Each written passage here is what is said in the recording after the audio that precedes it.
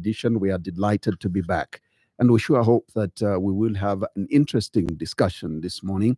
And let me also state here that we are live on 5FM radio here in Lusaka and the surrounding areas on 89.9 FM, and also live on our partner radio stations. So we are live on Tuta FM in Mansa, and that is on 90.7 FM, and also live in Chinsali on Muchinga Radio on 88.1, covering the rest of Muchinga province. Live also on the Copper Belt. The entire Copper Belt is covered by IFM Radio 90.1, that is based in Chingola. We are grateful that you found time to tune in. Central Province is well catered for. We are live in Kabwe on Spice FM Radio on 91.1. And Southern Province is equally covered. We are live on Wave FM Radio and covering the rest of Southern Province on 98.7. And of course, later in the course of the program, I will give you our listeners an opportunity to call in and interact with our guest. Don't forget, we are also live on our Facebook page, and that's 5FM Radio Zambia. I'm your host, Zachariah Banda. Now, today, our guest is president of the Party for National Unity and Progress, PNUP. And it's Highvie Hamududu, our guest. Good morning and welcome to the program. Always a pleasure to have you on this platform. And Happy New Year to you. Morning, Zach. How have you been? Good to be here. Indeed. How have you been? Very well. Yeah? Yeah. And still observing things? Yes. Yeah? I think as politicians, we must do more observation than talking. Yeah. Yeah. In order to... this area of politics, unfortunately, it has no school. So there are no graduates. So you learn as you go. Right. But it's very important that we learn. We learn, we listen. And also we listen to Zambians. And politicians must not be the only ones talking. The more we talk, the more we don't learn from the greater wisdom that's available in our country. This country has all the solutions. We have all the expertise in any area, I can tell you. Right. Maybe the only area we don't. And we export a lot of it. Yes. Zambians are doing great exploits. They are running industries, they're running big things across the world. Right. Highly respected. So we have, in terms of human resource, we have. But we only start making progress when we begin to tap in the collective wisdom of our country, and we begin to listen to those who are privileged to have experts in specific sectors of our economy. Solutions are all available, but I'm telling you. How come Zambians are providing solutions in these countries that are doing very well?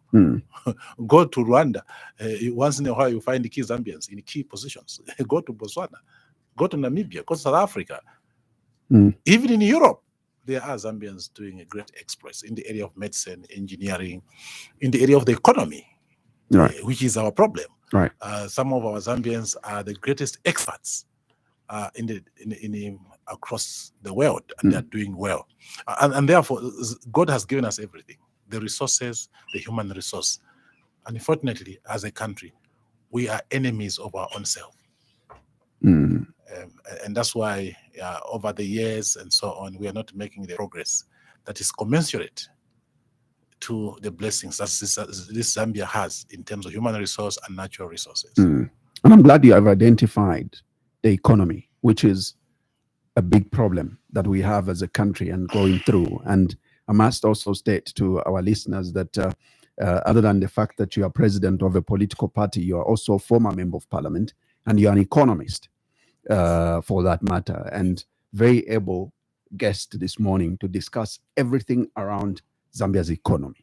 Now, let's start, first of all, with the issue of the policy rate, which was obviously increased. Now, to steer inflation towards the target band and help anchor inflation expectations, the Monetary Policy Committee decided to raise the monetary policy rate by 150 basis points, which simply means that that's to 12.5%. May you first and foremost help us and an ordinary Zambian listening from Shibuyunji today understand the language around the monetary policy and what the Bank of Zambia is trying to achieve by this increase?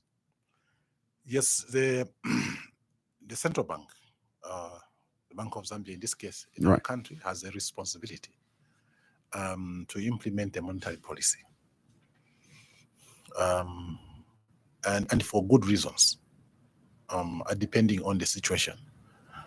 And we must appreciate the work that they are doing.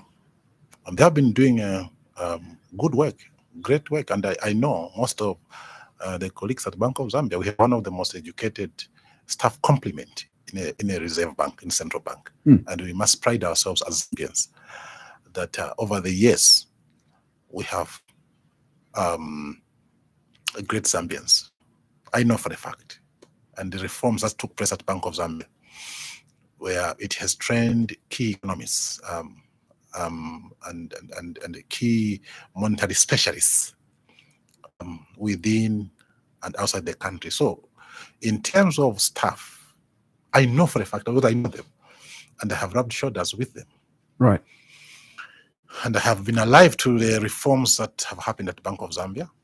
And as by the way, as a student at the university those years, I was an intern at Bank of Zambia, and I am alive of the wonderful reforms that have taken place. If there's a place you can say that we have done so well in terms of reforms, one of it is the central bank. Okay. Just like we've done well to establish the Zambia Revenue Authority. There are some bright spots of our reforms as a country. Yet we have a lot of work to do, of course. A lot of unfinished business. Coming to the question of the police rates, what is happening now is that I think the governor was very clear when he issued that monetary policy statement. You see, literally, so often they meet as a monetary policy committee. Right. To give a statement and to put in measures to moderate any excesses in the economy. It could be, for example, inflation going up. If inflation is going up because of, for example, low production or higher demand, they need to lower it down. They need to stabilize it, because a higher inflation rate is not good for anybody. The countries that have gone into hyperinflation tell you that everything goes mad. You literally don't plan. It's not good for consumer. It's not good for the producer, because you cannot predict anything. And therefore, the worst situation we can have as a country is to have hyperinflation. And therefore, the central bank, through their monetary policy, have a responsibility to ensure stability in prices, such as inflation. Inflation is a price too, okay, to stabilize the exchange rate.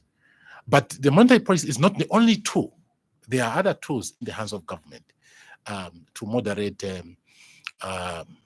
those variables, such as the fiscal policy, which has even a bigger role. The fiscal policy basically is the economic management part, that we ensure that there's growth in the economy.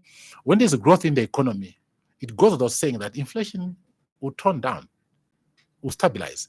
If there's high growth and high exports, the exchange rate strengthens. Those are fundamental areas of the economy through the monetary policy. The fiscal policy. Right. Now, when the fiscal policy is failing to deal with some of these variables and they are going off the roof, the monetary policy comes in to supplement the gaps in the fiscal policy. And therefore, our current situation is that the economy is not growing to acceptable levels to match with the demands in the economy.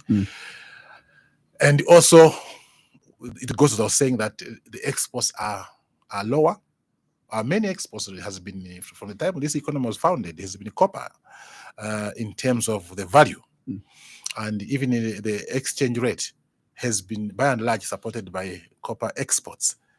Over 70% of forex comes from exports.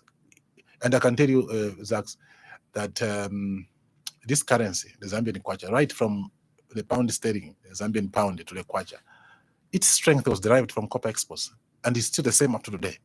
So when you have lower exports of copper and lower receipts due to either lower production or lower price of copper, it impacts on the value of the kwacha.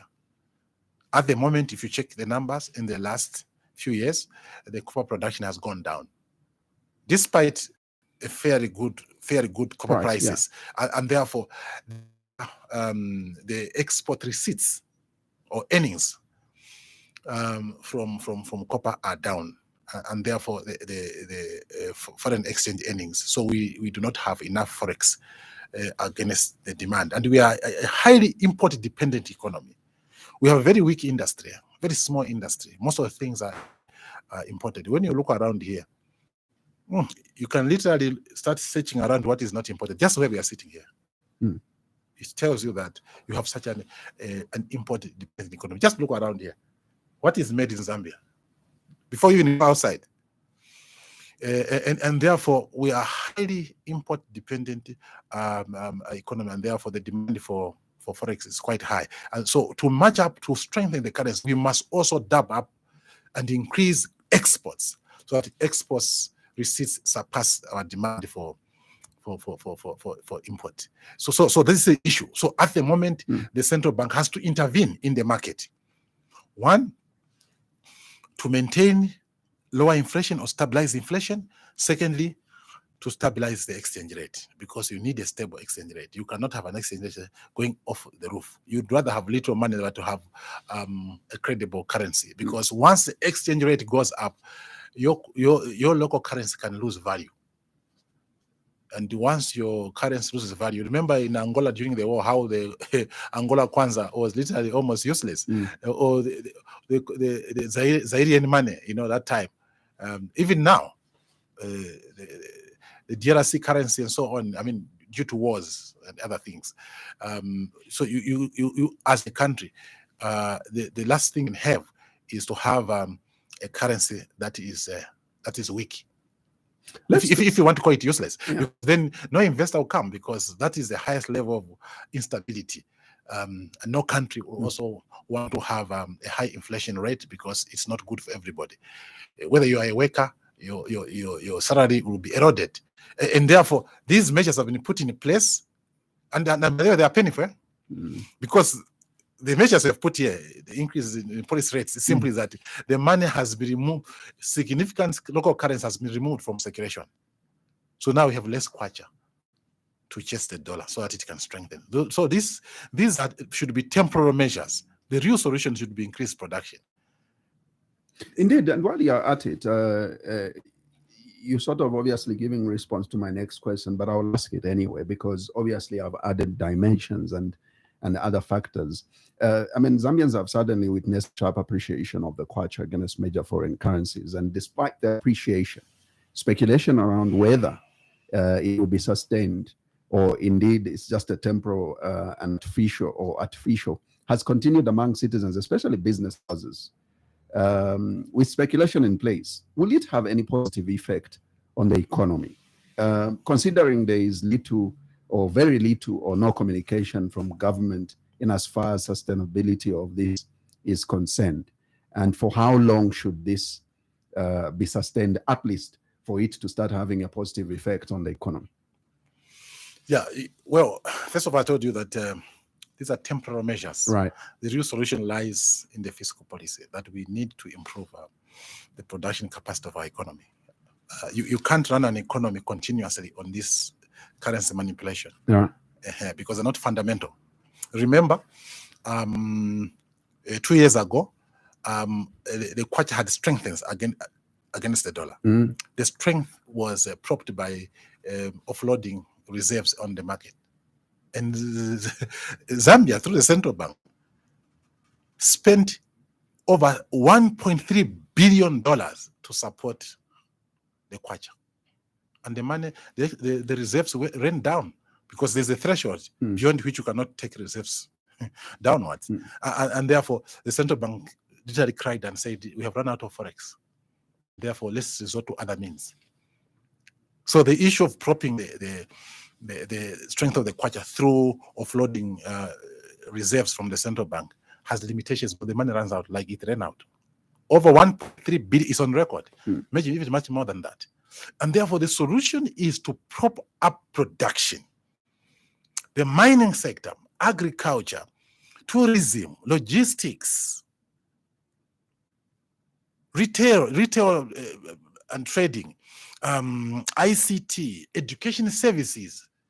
I'm happy a number of children from the region are coming to study. I've seen many children at Apex University and Lusaka, UNILAS, University of Lusaka, Cavendish, University of Zambia. So that is good. Exporting services is the easiest way to earn money. Okay, so these people are coming here, getting forex into the country. So let's look at all the growth areas. Some of them are low-hanging fruits.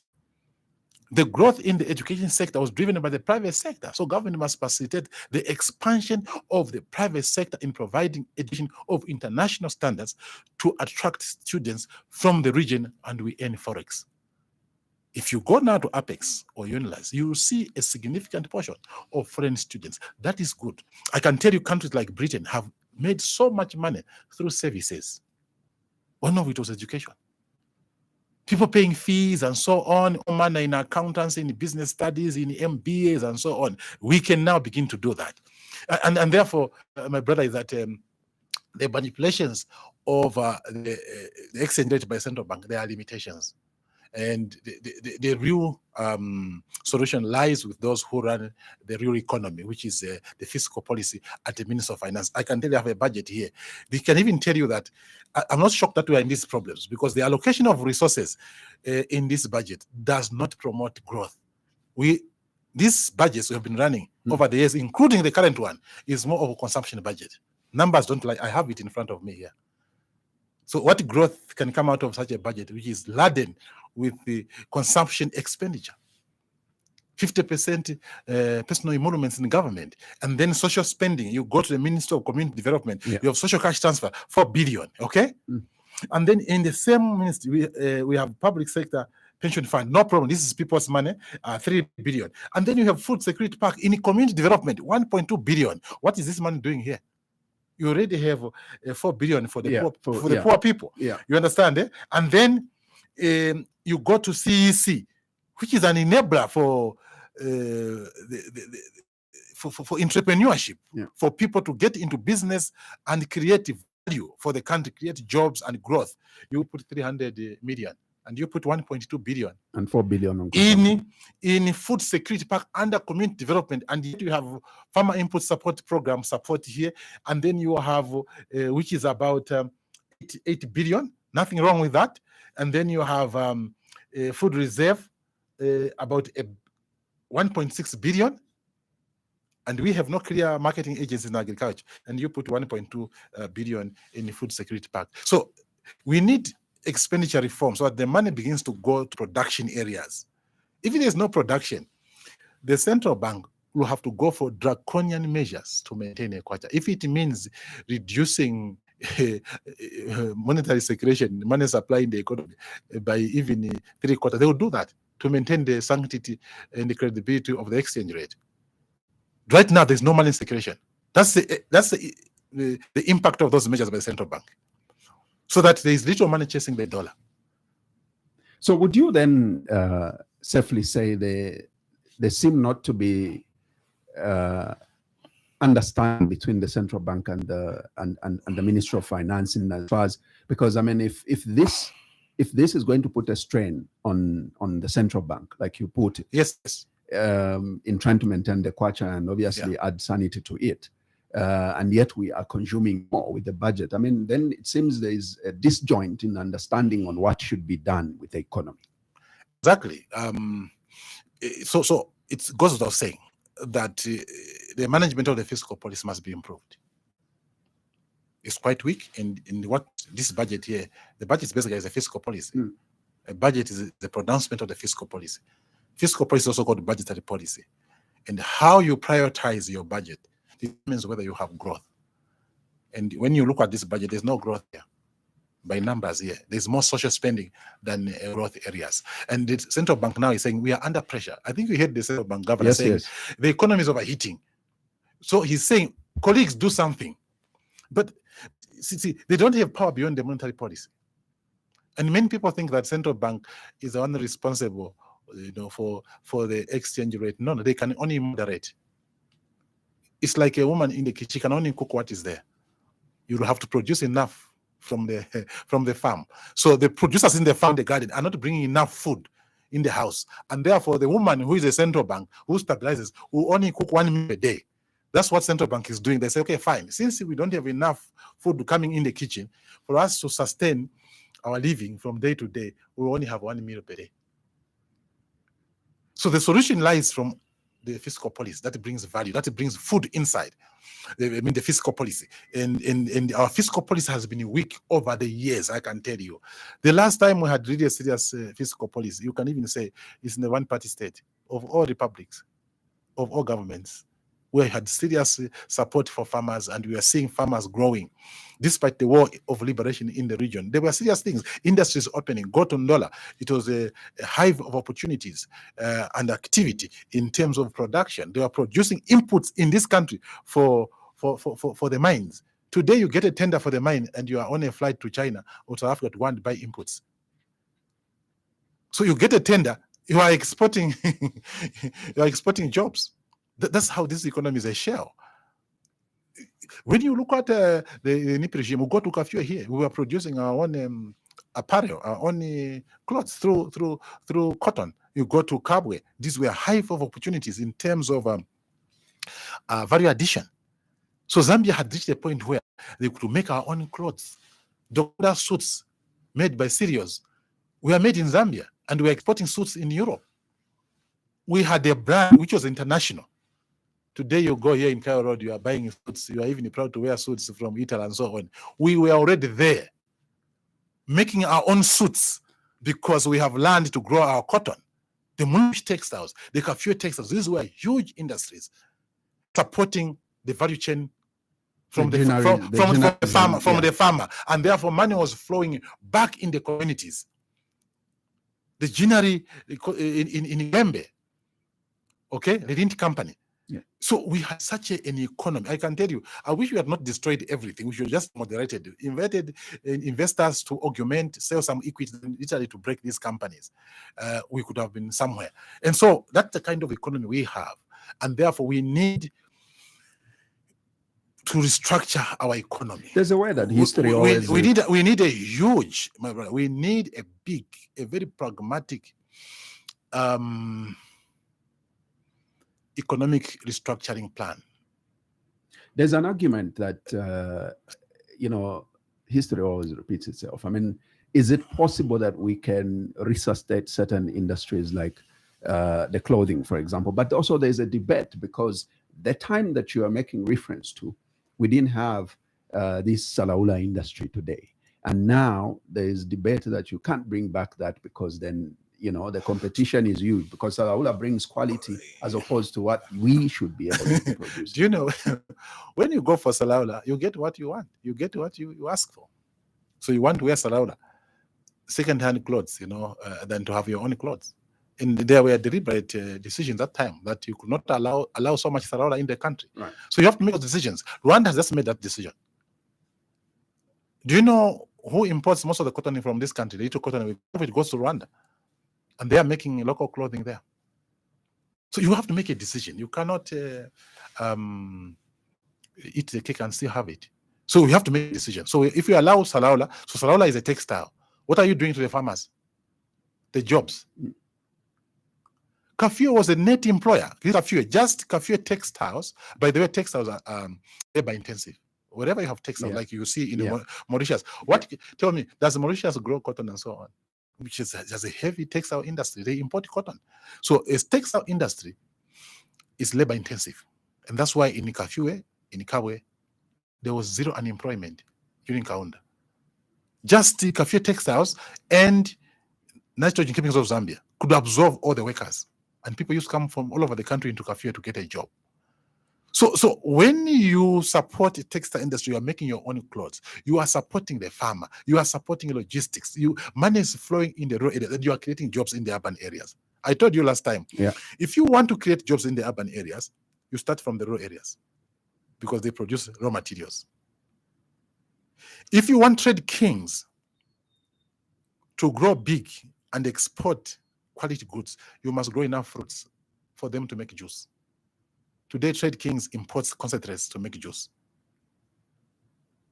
So the economy is kind of artificial because it is not rooted in its people.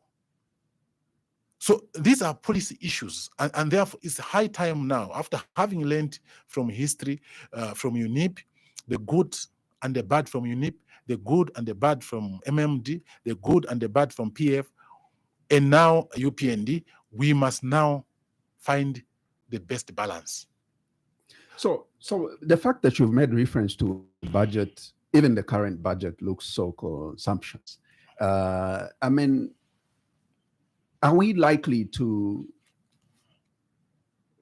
go on this trajectory until 2026? Because if we continue with this sort of a budget, which is mainly, like you said, it's a budget full of consumption, meaning the growth of the economy is in question, no?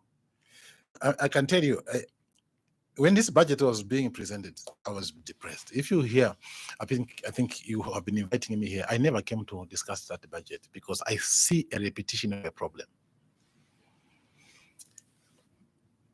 I think the new administration, after being in power for 2 years, should have re-engineered the budget. This 2024 budget should have been a different one. Last year, I think they had learned, they were settled, and they had known where the problems are. We should have done radical reforms to deal with underlying problems. That has not been done. And therefore, we are in this crisis. There are a few areas they could be doing well, but by and large, reforms that are corrective, that are correcting the past mistakes in our economy have not been corrected. For example, we're still running with a huge wage bill of government, which itself is responsible why we're going into debt. One of the problems that has happened to this country under UNIP and these regimes is heavy borrowing. If you check in this budget, Zach, you can see that we are ever getting into debt, including the current budget. The current budget, about 19% is from borrowing, is financing, meaning 33 billion kwacha is not coming from domestic resource mobilization. They have to borrow. So we are still borrowing. It could be at a lower rate. But can't we reduce the budget, reduce personal emoluments to a point there that we begin to finance the budget from our local resources? I want to tell you that after the debt was forgiven, this debt in Zambia that was left by UNIP, I think it was also a legitimate debt, because there was a liberation struggle. You cannot judge UNIP so harshly. And that was over 27 years, the 7 billion. What is wrong with the debt is that once you are in debt, you lose economic sovereignty. You can't make decisions because you are tied. Botswana has no debt, so they can tell De Beers that, listen, we want 30% of the diamonds to be given to a local company for cutting and polishing. Today, if you tell these companies owned by foreigners, we want so much copper for value addition to make cables and sell within Africa, they will say, no, we are leaving. So we gave away ownership to a larger extent, and therefore we lose that flexibility. Now, regime after regime, the propensity to borrow has been very high. Why? Because we are not addressing the legacy problems of our budget structure, where the budget is consumption. This consumption budget needs to be reformed to create fiscal space for us to finance development from our local resources. I can tell you, when the debt was forgiven, around 2005 and 6, remember? And it came down to about 500 million, literally. And that's why people are saying the economy was good. No, the economy became good because we stopped paying debt. But we never really improved in a significant way the way we manage our country. And that's why, by the time MMD was leaving, the debt was almost $2 billion. At least 1.5 billion, somewhere there. So we are already now beginning to borrow. Now, was there any need after debt forgiveness to borrow? Because one, we had enough money to spend. Two, the copper prices were now going up. We shouldn't have gone into debt. And therefore, the propensity to borrow has continued because we are not creating the fiscal space to finance our development within our budget. So we need serious budgetary reforms among many. Of course, parastatal reforms. We have parastatals making losses, and you go and check their conditions of service. So you need, reforms in the public sector. Generally, right from the civil service into the parastatals, that these need to reform so that they look up to the demands and aspirations of the Zambian people. So these are overdue, my brother, and this is where the solution for strengthening the kwacha must come from. UNIP used to make batteries from manganese in Mansa. Net employer in Mansa. Fort Losbury, Mansa was such a beautiful under UNIP, creating local jobs from the local endowments. Today, they are digging manganese as soil, and they are exporting basically as soil for very addition in South Africa, in India, and so on and so forth. That is plundering. This country cannot make cables. Yes, Amefa sometimes have no access to copper because copper now is owned by foreigners. Can't we now have in the new mining projects have mines where we have control so that we can have access to raw materials for value addition? Where we are here, I can tell you, all this technology is driven by copper wires. Should we be importing these copper wires? Is it rocket science to make cables, to make car jumpers? Car jumpers. Yeah, they are imported from China. Car jumpers, yeah, when the battery is off, those jumpers. Those jumpers can be made in Panganani. Here in Panganani Street. Have you seen what those young people can do? Yeah. Given access to cables. You go to Panganani, they can make bonded brakes better than the ones you buy from Japan. We need to support the local economy. Eh? You go to these furniture shops, they're selling fake beds. Just open there, just remove the cloth and see what they're just rubbish. Yet we have pure wood here. You go to Katimamuliro here, in the Arikinkata, in Karingaringa here, in Heleni Kaunda. Those people are doing the right manufacturing. We need to certify them. Let the ZABs go there so that these products begin to reach standards that can go into the shopping malls and we begin to export. Have you seen the furniture Zambians are making these compounds? Yes. We need to begin to export because we have the raw materials. So the areas of growth, the areas of expanding the economy and effecting what I call an export-oriented economy are quite large. But you know what is the problem, Zach? This country is bewitched with politics. Oh, this one has said this. What do you say? What he has said? That's why I'm not interested. That is stupidity. Please, I'm not insulting. I'm not get involved in the foolishness of saying that this one has said this. What do you say? I'm not foolish. So we must move from that politics. Let us discuss issues. Maybe from what I have said, there's a 10% you can get, use it. And I can also learn from you. By the way, there's something you can learn from all political parties, basically. I'm talking of the major ones. So let's learn from each other. And for our friends in government, tap into all what people are saying and begin to implement. Manasa tried to do that. Yeah, tap into some of these suggestions. And you are now trying to harness collective wisdom of the country. And this is a challenge for any government in office, that harness the collective wisdom of Zambians and shine. Mwanawasa came in a very bad way as a president. May he so rest in peace. Struggling as he was with his health, he outshined us. Us who can run 10 kilometers. He outshined us, by tapping in collective wisdom. So any government that is in power should begin to tap in the collective wisdom. I can tell you here, I've met engineers, I've met economists, I've met scientists. All the solutions for this country are there in this country.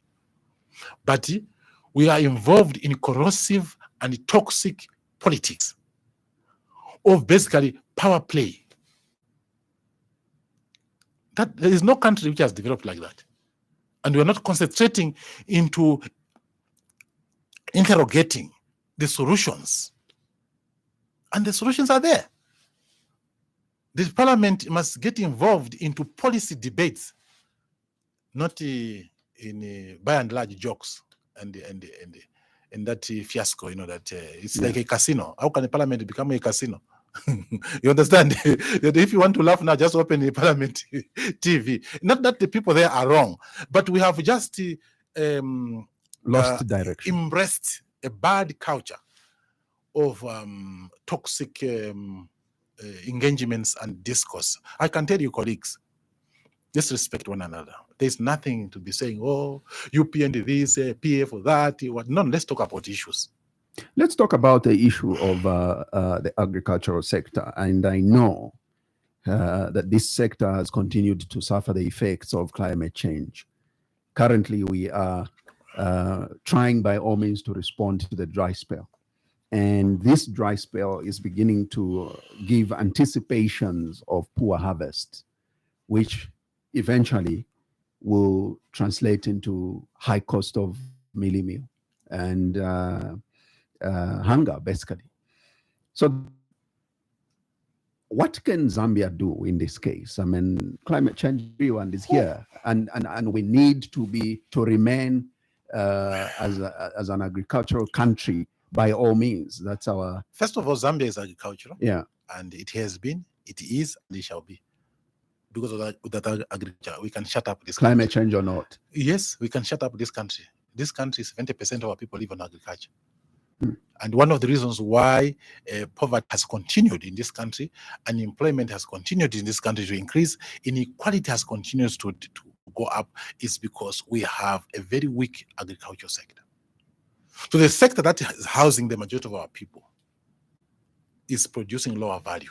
So it goes without saying, Zax, that poverty will continue being high, unemployment will continue being high, and inequality will continue being high. And fourthly now, we will continue to damage the environment. Do you know one of the reasons why this climate change? There are many reasons. Yeah. Industry emitting gases, damaging the ozone layer. But also we have contributed to something, cutting of trees. But do you know what? Today, charcoal burning is a source of living. And I travel extensively in the rural areas. People say, oh, you're not talking. I travel a lot. I might not be in radio stations, but I travel a lot. And I'm learning. Because we must understand, we must learn. Because I don't know everything, so I must continue to learn. It's about continuous learning. One of the most lucrative source of income now is charcoal burning, which is anti-environment. So the very means for survival is being damaged for survival. In Southern Province, my friend, we did not know about charcoal burning until the last few years. The trees are gone. Because it's the only thing you can do to make money. So worsening the environmental issue. You can see how the country is burning, and it's not just Zambia, it's the whole region. This drought we're having this year is unprecedented, and the country must stand together.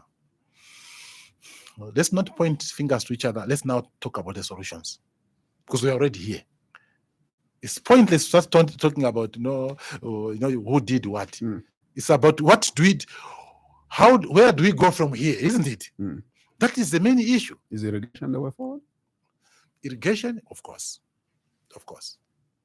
This country, the water table is here, and people can begin irrigating. Just last night, I was talking to a young man in my village. It's my younger brother.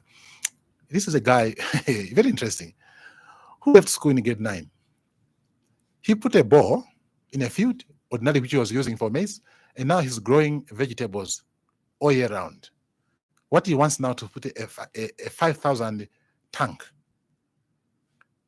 He's now trying to fundraise from all of us to say, can you help me buy this? This is where this CEC must be going.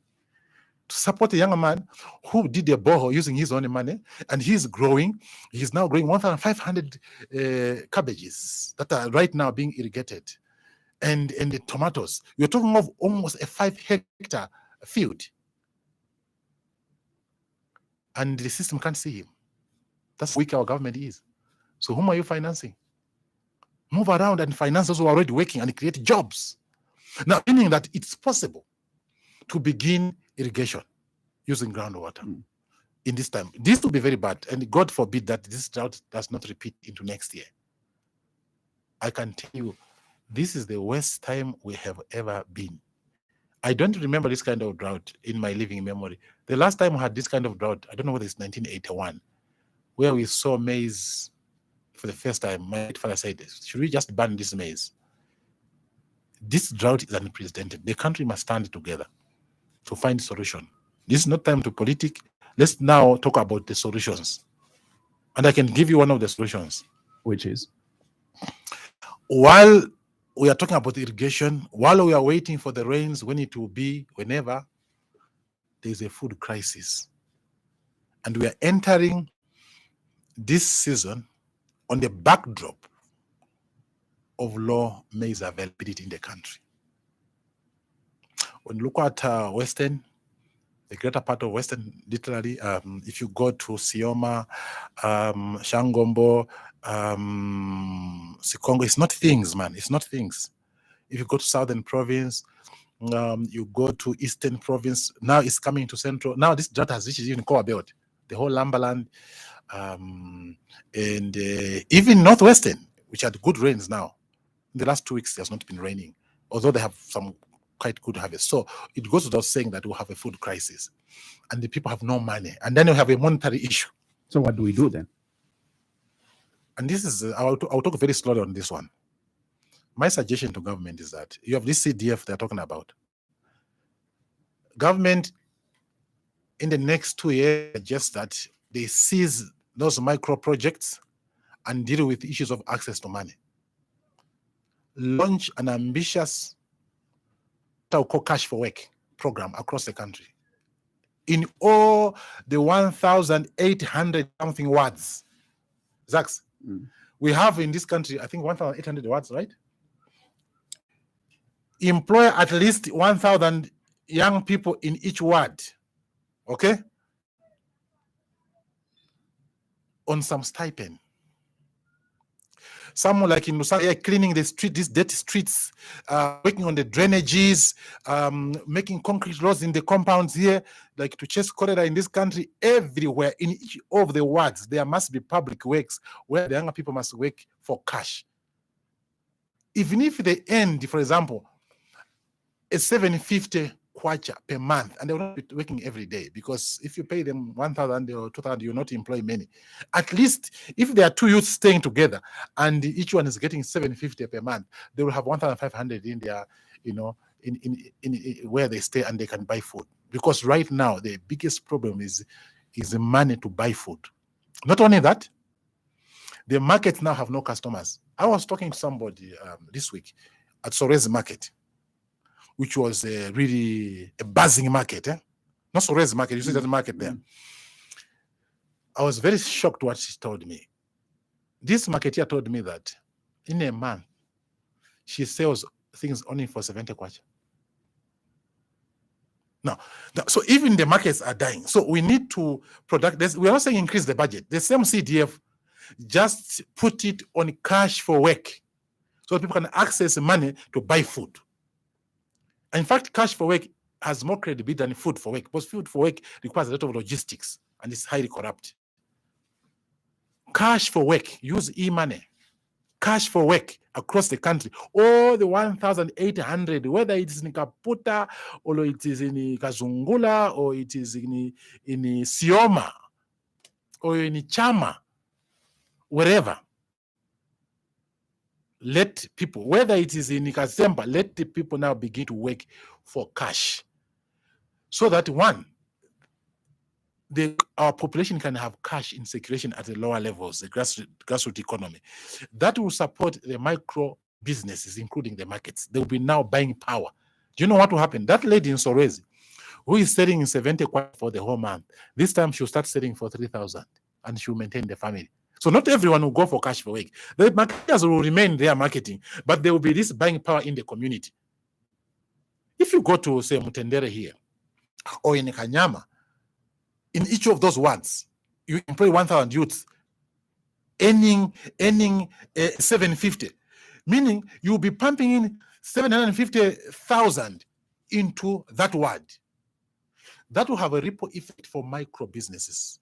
This is not from me. This is what countries under difficulties do. After the Second World War, in America, they launched labor-intensive public works to put back money in the economy.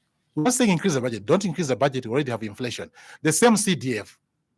Can we have a moratorium before we spend the money for this year?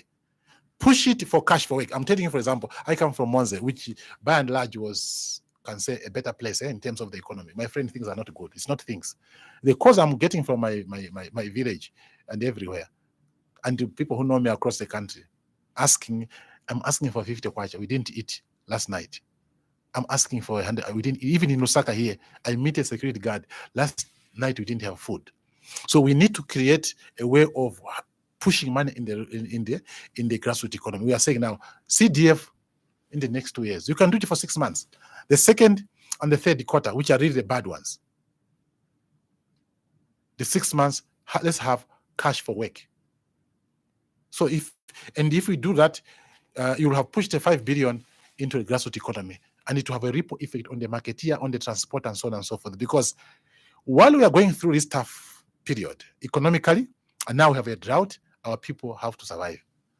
Unless we want to sacrifice the segment of population to. Let's touch on the mining sector. I mean, even before the government formed the UPN formed government, you were strong. Even when even before they had their first budget, you were very strong about, and you insisted the need to have this kind of mining tax regime in place. And when it was implemented, you were impressed that it was implemented. Do you feel that the implementation has been well done? And if not, well, whichever answer you give me, the issue here is that this government, upon implementing this tax regime, they've received quite a lot of criticism, saying that, the money being lost in tax incentives that have been given to these mining companies is too much, and it could have been used to subsidize certain commodities, such as meal now that we are in this crisis, and also fuel, and many other. Do you still believe and insist in this mining tax regime, that it must stay? And what is the essence of it? And when will Zambians start seeing the benefits of it all? There are many issues around the mining policy. One of the pillars is taxation. It's just one of them. Others could be ownership structures and so on and so forth. Right. There are principles of taxation globally. Taxation in a country must be competitive and attractive. So no country can really win with a funny tax structure, especially us who are vulnerable at the moment. There are countries who have enough resources, say like Norway or the Arab countries or Botswana, who have done the right things because they have no debt. So they can do what they want. But even in Botswana, even with that, they have a competitive tax regime. Our biggest problem, I want to tell you, Zambians, and I have been in Parliament for 10 years, and I sat on the key committee that looked at these issues for the whole 10 years I was there. So I can say I'm a small graduate of taxation, practical taxation. The problem has not even been mining is not paying taxes. We run a very careless government. What is evidence? You spend 50% of your budget on personal emoluments. There is an issue. You run loss-making parastatals. There's an issue. You are not putting money to proper production. So you got this money and you put 1.2 billion in community development for food security park. What agriculture is there in community development? Instead of putting money in CEC, so that CEC by now should be having literally 10% of the budget, 17 billion. Because one of the problems we are having at the moment, because each economy has circumstantial issues. Our circumstantial issue now is access to capital. We now have an entrepreneurial population of young people than ever in the history of our country, than ever. So if young people can access cheaper credit, you can see jobs being created and the economy growing. We will have a young population, quite a young population, with full of energy and sufficiently educated and skilled and quite entrepreneurial. I can tell you now, if they can access capital, they are listening to me here, they can do great things. if we improve access to capital without increasing the budget, just by reforming our expenditure here, put money even now as a start. If you put 5 billion, which by moving some of these expenditure items into CEC, and you put offices in every district, you will have a new entrepreneurial ecosystem creating value. I can tell you, with the proper funding, you can create 1 million jobs in 1 year. Some will be in trading, some will be in innovation. The young people are doing great things, but they lack access to capital. Now they now have the exposure through the power of internet, okay? And we want young people today, some of them are setting industry, they are setting sales in Angola. Angola was at war. And if you go to these provinces here, Kwando Kobango province, Moshiko province, Lunda Nonte, in this side near Northwestern province, the people were damaged by war. They want services. We were supposed to have younger people pitching up businesses in those countries. In DRC, we need to conquer. But what can Zambians do without access to capital? That's why you see in this country, it's mostly people from East Africa, and I don't want to mention names of countries because that would be discriminatory, who are running shops. Go to Mandevo. I go to Mandevo with these young people. I walk there in Mandevo to see what is happening in these compounds. Who is running those shops? Foreigners. Why? They access capital where they come from. There are people who are funding them. The Zambian people are just bystanders in their own country. Spectators in their own country because they have no access to capital, and they don't want 1 million. These are small packages, 100,000, 50,000. Like this young man I told you in the village, his capital requirements could only be about 50,000, and the guy would do great exploits in growing all year round crops. This is not rocket science. The problem in this country, we want to complicate matters. Zambia economy is not complicated. Bring the board down. Bola Panshi. There is no complication here. Let's just put the money where it matters. In an economy like this one, Zax, my brother, even you, the establishment of the radio station, government was involved. At the formation of an economy, government is the number one enabler. Okay? Either you get a government contract, you get a government financing, which is affordable, not 30%, because you want money to pay, you default. Like men are defaulting, not because they don't know what they are doing, the interest is prohibitive. You get my point? So government is the enabler, is the one that creates the bigger private sector. Look at America. America was founded by government, the dirty economy. And later on, these companies became big. And when there's a problem, like when we had that economic crisis of 2009, do you want to know what President Obama did? The biggest companies were going under. Government went in the treasury and rescued them because they are part of the economy. They used the treasury money to rescue private companies. But to say that no, enabling environment, yes, we need enabling environment, but also you need the actual enabling. There's also this thing. The Americans who are really the best examples of a free market economy, they are not extreme the way we are behaving here. We think, no, we have given you enabling environment. What is it? You need to provide financing. So enabling environment is beyond policies. You need infrastructure, you need access to financing. That's what they are doing. That's what they're doing in the UK. That's what they're doing in the US. I'm talking of the big economies and the Asian countries that have developed, learning from the models. I believe myself in our party, a center party, okay? We never believe in the extremes. But the free market economy supported by government, what we call mixed economy. It's what works. Even America is a mixed economy. How come Obama got money from the treasury to support private business? But here, all the money is consumed by government.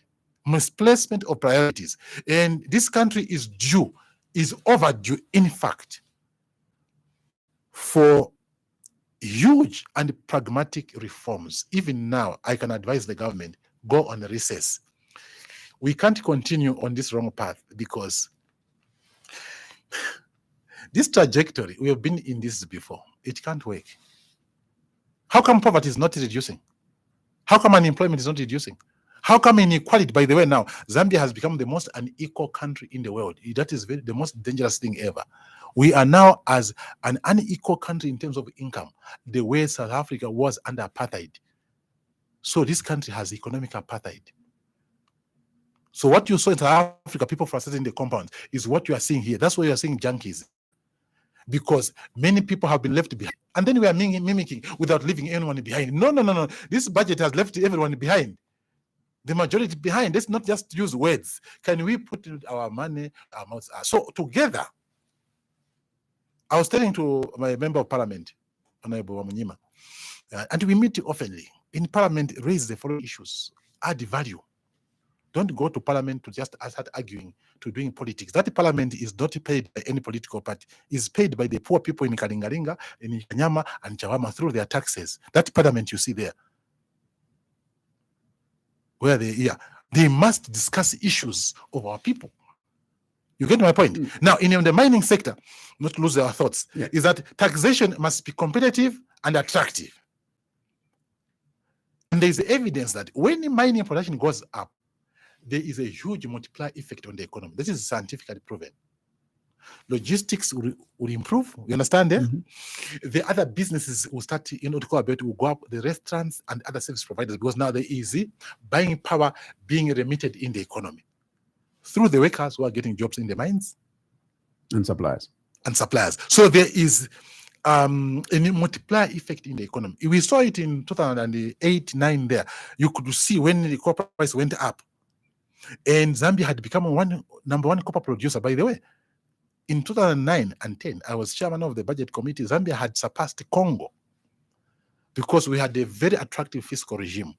The moment we changed that, Congo offered better tax regime. With all the war, Congo bounced back as number one copper producer. So you can see that despite the war in Congo, an attractive fiscal regime has a better efficacy on attracting investment. Our problem is how we use our money. Do you know what happened in this country? As the copper prices were going up and the situation was improving, we are even changing the cars. You saw even in the government, the official car for ministers were improving. From Toyota Crown, we went up to a Volvo, to a Mercedes-Benz, as the economy was increasing, to a VX. My friend, even people who come here, they even wonder, you must be rich, Minister driving a VX. It didn't happen in Germany, in Japan, where these cars come from. It didn't happen. I was in Japan myself. It didn't happen. I traveled sufficiently in that developed country. My brother, the cars you find are these hatchbacks. Those cars, the Land Cruisers, they are making for countries who have failed to make their roads. You drive a Land Cruiser in Japan for what? So they know that there are countries around the world who have not done their roads. So they are making money out of countries who are not developed. The moment you have good roads. Now, for example, people in the government, those top people, they are saying, no, we need a road that can manage the terrain. What about Zambians who own VITs? So you, a minister, you want to reach my village, but this young man who has a VIT cannot reach the village. That's apartheid. The roads, under Kaunda roads were passable. That's why under Kaunda, the ministers were driving a Toyota Crown. I used to see the governors and the members of Central Committee coming to my village in a car in the rainy season, and the roads were passable. Today, with all this CDF, all this money, the roads are worse. Where is the money going? This leakage, this illegal corruption, this incompetence in the implementing agencies must be dealt with. This must be part of the reforms. Rwanda has done it. We as parliament, at that time when in parliament, we were trooping to go and learn. And I was shocked, Zach, when we went there, one economist at the Minister of Finance in Rwanda says, my brother, I lived in Zambia myself. What are you coming to learn in Rwanda? You are richer, you are more educated. What is your problem? Even today, we are richer, we are more educated. What is our problem? Politics. So within the mining sector, we have dealt with taxation. What we need also, we can play around with the ownership also, because I don't agree with the way we gave ownership to the foreign companies. Botswana did the right balance, 50-50 in diamond mining. In the new projects, even this new so-called new discovery, we expect the shareholding to improve. So at Zambia through ZCMIH can own 50%. We still need investors, but let's have a win-win partnership. Not where you give away too much ownership to the foreigners. So without disturbing the current ownerships, because again, you cannot just go and chase mining company owners. It doesn't happen like that. There are laws in this country. There are laws in the globe. They'll take you to court, and you lose in international arbitration. So it's not a jungle where you just get out. No, it doesn't happen. So what has happened has happened. Yes, but we can. Yes, they are ways. But now Zambia is still discovering minerals. Yeah.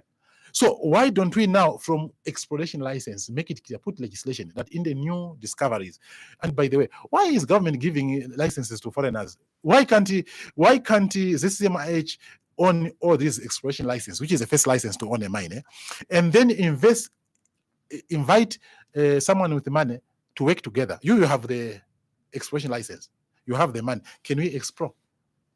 Cobalt, the one that has just discovered, it's not discovering, quantified the copper in Mingomba. Do you know how much money they put in? 150 million. That money we have in this country. That money we have in this country. So why can't we partner? So Zambia puts 75%, these guys put 75%, and they bring their artificial intelligence, and we discover the quantities of copper together, and then we have a joint venture. By the way, these foreign companies do not use their own money from their pockets. They raise money from the stock exchange. You see what happened to cobalt. You've heard that cobalt, that discovery on the belt. Yeah. That news they made in Cape Town was a heads up to the stock market. They spent 150 to explore. They are going to get billions of dollars from the stock exchange, from the gamblers. It's gambling. It's modern gambling, like Bolabet. What's the other one? Bolabet and what? Betpa and the Bongo Bongo. Now, this is I've been to the stock exchange in New York. I was privy to these people. They go there with the money. They say, okay, cobalt, they have discovered this. They have floated their share. Then they put in money. They put in money. There's people with excess money. So they will raise money from the stock exchange, from the speculators, from the investors, call them. Let's give them a better name, because when they are Western, they are called investors. Here they are called gamblers. Okay? So they will raise the money from the stock exchange. So Bill Gates, Bezos, and Branson, those rich guys, they're going to make money out of speculation.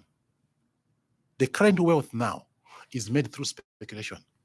Create a product, hype it, create a narrative, and people put in money, and then you invest. So these guys, they are going to be multi-millionaires. They only put 150 million. Before they're even starting mining. My brother, what is 150 million? We have the money in this budget. This budget is 177 billion. So we can raise the money for that. And therefore, going forward, what I don't agree with, what we have made a mistake as a country, is to give too much ownership to the foreigners. So in the next mining projects, and let government through their wing, which has educated people, so that we can have significant shareholding. So the totality of the mining policy need to have the right elements. So taxation is not the only one. Ownership is the other. For example, in these mining companies where we are minority shareholders, we cannot access our own copper for validation because we are minority. That's why Zamefa sometimes it struggles to get copper. So we needed to have a mine where we have the power to say, okay, in this shareholding, for ours, we need our portion as raw materials for value addition industries, because the real money in copper, my friend, is in value addition. Even at the current production, even if we are producing 500,000 metric tons, which is quite low, and we value add, we will make so much money than if we produce 3 million tons and we are exporting semi-processed copper. You understand? So what Kaunda had done to add value on the manganese and make batteries, that's what you've done. Kaunda, with less educated people, with less money, he could put up a company making batteries. Today, with more money and more educated people, we can't do that. What has gone wrong with us? These are doable things. We are not talking about that happened in the moon. They happened in this country before. So let's stop this raping of our natural resources, especially the minerals, because they are a wasting asset. You did talk about the fact that there are new mines coming up. I mean, there's new investment getting into the mining sector.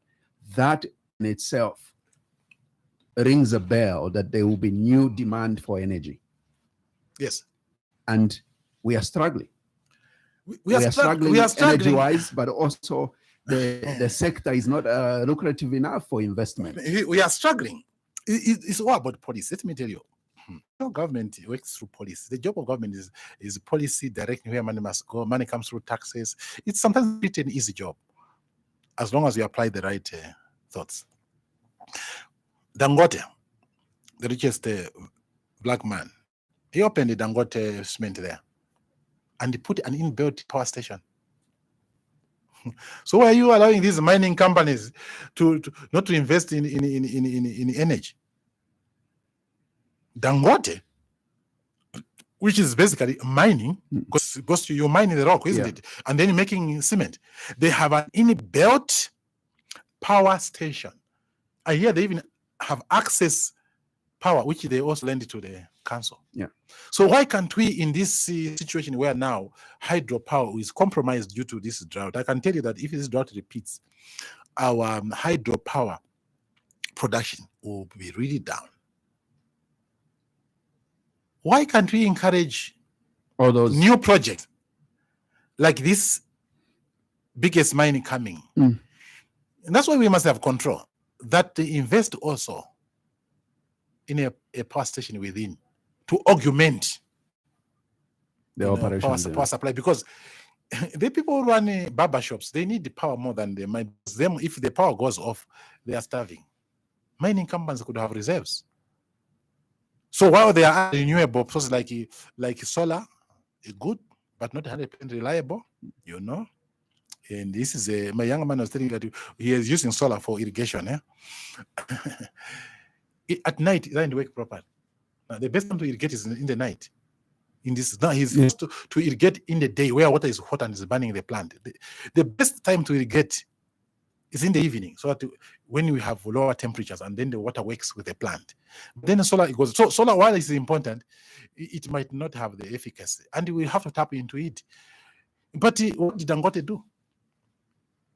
He's using coal. There is now technology, by the way, to clean the emissions from coal, and you can make fertilizer out of that. I've met one engineer who said, this government, why are they complaining about the Mamba collieries that they are emitting, gases? There is now technology. The same emissions can be condensed and start making other things. So there is now technology to refine the emissions so that you are compliant with climate protocols, because we must be committed also to the climate protocols, because we cannot be part of the damaging effect. By the way, you'll be shocked, Zachs. Europe now is importing big time a lot of coal from Africa. Yeah. So this power thing, let's the investors work together. They must not come as if they are fly by night. They don't want to invest in power generation as if they are coming here to make money and run away. They must come here and become corporate citizens and stay with us through thick and thin. That's the kind of investment we need. Do we need investors? Yes, we need, but we need investors with the right motive, and also those who suffer with us and prosper with us. Like Mr. Dangote, a black man. That's why sometimes some of the investments now, we must tap into our own diaspora. Our friends in Canada, our friends in the US. I'm happy when I was in Parliament, we passed dual citizenship. Now, those who had renounced their Zambian citizenship can now acquire their dual citizenship. Where they're in Canada, they can access cheaper money at 2%. They must come and invest here. You know, if I was in government, I was going to establish a Ministry of Diaspora Affairs. And this is a sector. If you go and see remissions in Kenya, in Zimbabwe, from the diaspora sector, these are guys now who are controlling things. They can access cheaper money and they can come here and invest in a mine. They can come and do all these things. But it has shown that Dangote, our fellow black man, is a better investor in this country, because he has not denied you power. He put an inbuilt power station. When Dangote came here, the cement prices came down by almost 20 kwacha. That's the efficacy. So we expected also our friend in Senoma to have put also their inbuilt power station, because power supply can be compromised due to raining for, like now, the way it will be now. Right. So my brother, these solutions are within reach, but let's put a policy framework that make people do the right things in the country. Let's interact with our listeners now. Our guest this morning on the burning issue is Highvie Hamududu. He is the president of the Party for National Unity and Progress. Now, we will be taking your calls on 0955221515. For your messages, please send them to 0761912493. Your messages are coming through to 0761 912493. And also on our Facebook page, feel free, that's 5FM Radio Zambia, and send them to us. We'll be taking your calls on 0955 221515. Let me just read you a first message here. Good morning, Mr. Hamududu. The current government has been recruiting civil servants, such as health workers and teachers, in thousands for that matter. How much do you think this is impacting on the national budget and the economic development of Zambia? All right, this one is coming from our partner radio station, Tuta in Mansa. And let me give you another message that is coming all the way from the United Kingdom, in Leicester, to be precise. It's a Zambian who is following our conversation. Morning, Zach. Watching live via YouTube, I've got to agree with almost everything your guest has said, and how refreshing we are not discussing politics. He said the truth about mining always being in foreign hands. We need to rethink. I'm coming back after 25 years in the United Kingdom. I've got a piece of land. I got a piece of land 3 years ago. Last year, my wife did well and harvested fairly well. She flew back home last November, like she's been doing all the time. We allocated a few more hectares to crops. I don't like crop farming, so I concentrated on livestock. She did maize and sunflower, but unfortunately, our crops have dried up. Not playing devil's advocate, but I hear it will be disastrous, and the next farming season as well. Support those farmers in areas where the rain has been okay. Your regular viewer, Chilufia in Leicester. Wow. Thank you very much, Chilufia. But let me give you a few more calls now. Good morning. Vazaki Mauka. Auka Mauka Bwanjba Elvis. Nauka Vazaki. Great. President, how would you do? How are you? I'm well, and you, my brother? Yeah, always a pleasure to listen to you. Thank you, sir. Very soothing and comforting. When you are speaking like a man who cares about his country. This country, if we have people like you, President Hamududu, who can explain things very well to the people, we are listening. Continue doing what we are doing. For me, this country has been destroyed by politicians, especially those who lie to Zambians. You see, if we have people like you who think about the economic situation of this country, thinking in the lines of helping the people, I think this country would have been somewhere else. But I've seen that we have selfish individuals in this country who have got money and you don't want to invest in this country. We don't know where they use their money from. What they do is go and stash their money in other countries, leaving their country. We're talking about Dangote. Dangote is an African who is investing in many countries, including European countries, employing the whites, Indians. But in this country, we have got people who boast that they have got money, but we haven't seen their investment. So who do they think that will invest for them? We are suffering because of same people, especially those in the government. You see, the UPND, when they came into power, they promised a lot of things which enticed the people to vote for them. Today, we are buying fuel at a hefty price. We are buying milk at a hefty price. Everything has gone up. President Hamududu, do you know that now they have even started selling Pamela in Pick and Pay? Can you imagine a bag of rape going to 380 kwacha? They have increased Kabansi Karepu Kaja kwacha. Now it's 3 kwacha. Can you imagine a bag of Chibwabwa going at 200, 180 kwacha? What is happening to this country?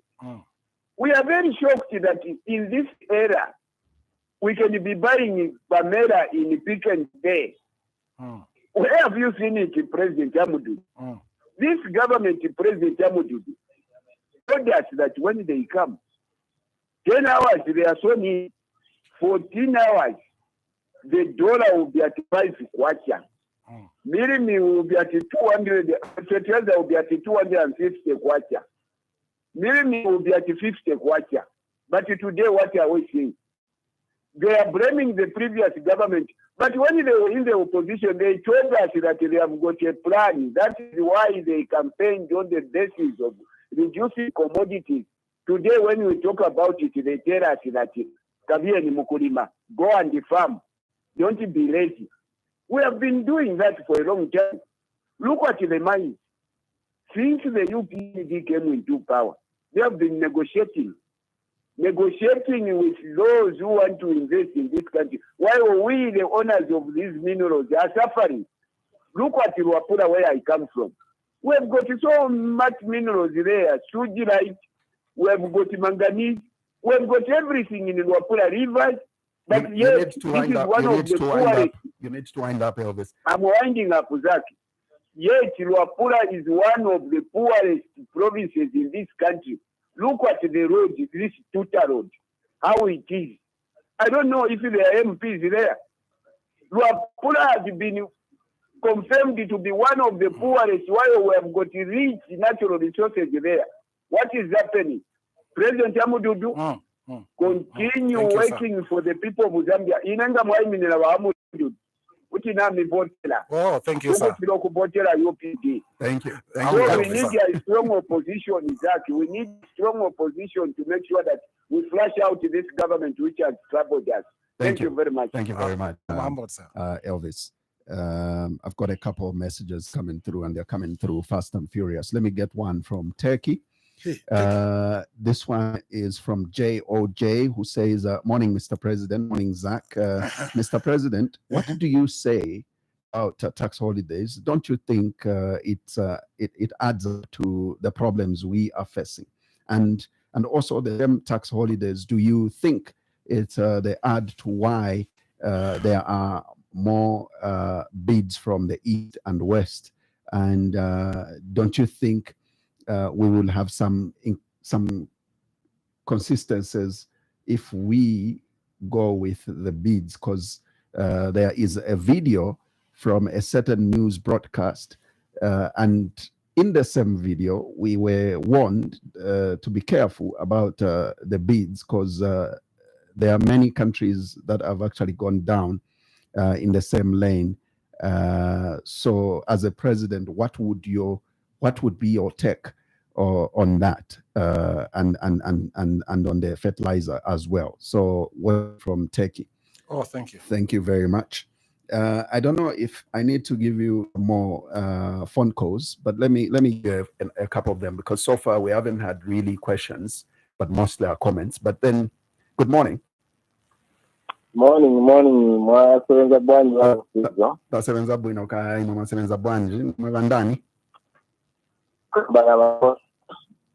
Kama na bandani bandani Bacosta batumira mu Lusaka Bacosta Hamududu mwabuga buti mudara Gawoto abumza abo to president muri gawoto turi gawoto mwamba zimudara kai gawoto dabajo bebujanye kuti namba ya siga mu studio tilibandiye bandiye mbombo mudara nya nebo ndizwa kuwengwa. Okay. Muzwa ali kaipo na. Ona ndaga nalani kwangabu. Kwangabwe. Okay. 100 hectares. Oh, good. No, tiliwa challenge ya shonto. Yebujana kuti one transportation ya kuzwa kwangawe kusambarira ibintu. Lema ningi ngateta mugabo. So then vijana kuti arapotland hiyari ari challenge kambo kuna bridge pe tori kulombati kuenderanya mavoiceninga malemu mavoiceninga mwambaula kuva impact mombo musa yatomba sore kuti pushing ajanguzo kuva yava government yasore kuira ku bridge ari dangerous maningi saka muna rasana yes vakava disaster vakamuza tena Aware. ujanira kuti kotsa mutumbi akavora aunongera mumenda ena muya moto yakahamuna muya so twaromba musore kuti mina jangu zina kuti era government twaromba ndangwa ndangwa then kuri kwa challenge ndio kuri kutonkaira voto ya namba 9 ya forest then abazawa so ekuramba tichanga mwati gahiri abuti kuti mwende itangurure mukuhambana kwambotwa babinigira mukubereke sumukuti kuri kutonkaigana kuriko kumva kuti vanivamba noni forest vanivamba noni park so vainigira mumijezo muri akujita ozotiveregera jangu maningi kuenderanya kuti navandi ariko matuwa teokuti ndahomda so twarumba mingi muberega jangu wa president ndahomda kuringira ari nyine going forward nyamba tubito nyora ba kuti nabagundira kuti twarumba mweso twarumba. Thank you. Great. There you have it. So I'll give you one more call and we get to respond. The number you're calling us on is 0955221515. Good morning. Morning. How are you, Mr. Moderator? I'm very well, thank you. Your name, sir, and where are you calling us from? Yeah, this is Philemon from Chiturika, Zambia. Philemon. Wow. Please go ahead. Thank you, sir. Thank you, sir. Thank you. How are you, Mr. Hamududu? I'm well, my brother. And how are you? I'm very fine. Well spoken. Kipunzila. A lot of substance. Thank you, sir. No one should come and lecture you to say, no, it's how whatever. You know, this is a learning curve to you. These are opposition parties on other side, especially UKA. You should learn, like the big man, the way he's a lot of substance from point A to B. Not whereby you just come 14 hours, dollar, 10 quarter, 50 watts of bunga. What can expect from such information? Nothing. Indeed, agriculture, according to what you have said, it needs a lot of alternative energy. It means going core. Again, core, there is the issue of environment. So how are you going? That don't you think it will compromise the environment, whatever? Because core has been discouraged. So it is polluting the ozone layer and the like. And as you have said, solar is, irrigation is good during night time. Yes, I agree with you. Now, don't you think you can still irrigate during the daytime using solar powered boreholes? I agree. Yes. Yeah. Thank you. Yeah. Yeah, indeed. All right. Yeah, indeed. These are solutions we want. Otherwise, government has put a lot of measures. I think I cannot contribute more than what the big man has said. A lot of stuff. And this is the learning curve with other opposition parties. Let me end here. Thank you. May God bless you. Thank you very much. Thank you. Let me just read out this one. I just offload a bit of these messages. They are coming fast and furious. Ledema Sakuaha. Ledema Sakuaha says Zambia's best brains is Highvie Hamududu. A gifted man with immense wisdom, poise, and character. We are pleased to have him. The man is reposed with all the qualities of a good leader, of a good leader, and what a good leader must have. All right. Thank you. Unzabesa says Zambia needs Hamududu. I don't know about that, but. Zach, don't you want me? you are jealous. Gaddafi Mulenga says, Mr. President, your level of understanding of our economy and the world economy is on a higher level. Oh, we thank God. Joseph Kavalata says the level of thinking of Mr. Hamududu is extraordinary. Wow. I think Ledana comes back with another message, quite lengthy, but let me read it. We have such kind of people with lots of brains, but not at the center of this country's resource management. all on account of outdated political infrastructure in which negativity outweighs positivity. The current government must bring this man on the leadership table and tap into his resourcefulness. All right. Penzi Kings says, greetings, President Hamududu. Thank you. My concern is on the fuel subsidy. And in your government, do we expect this back? Because as for me, I see this to be very important. All right. Would you bring back subsidies? That's the question. There is one that says, great discussion. This is Jonathan Kasalwe. Great discussion, Zach and the Honorable Triple H. As long as we have appointments like Mr. Kabuswe to mine, who are constantly parroting and championing investor causes, we shall perpetually shoot blanks in the dark. The agony is that the ruling elite won't listen to such wonderful, well-meaning, researched voices of Triple H. Thank you. Let me ask you to respond. There's one that came from Tuta that was talking about whether the recruitment of civil servants and teachers and health workers has a bearing on the national budget. No. And growth of economy. The recruitment of civil servants is a continuous process.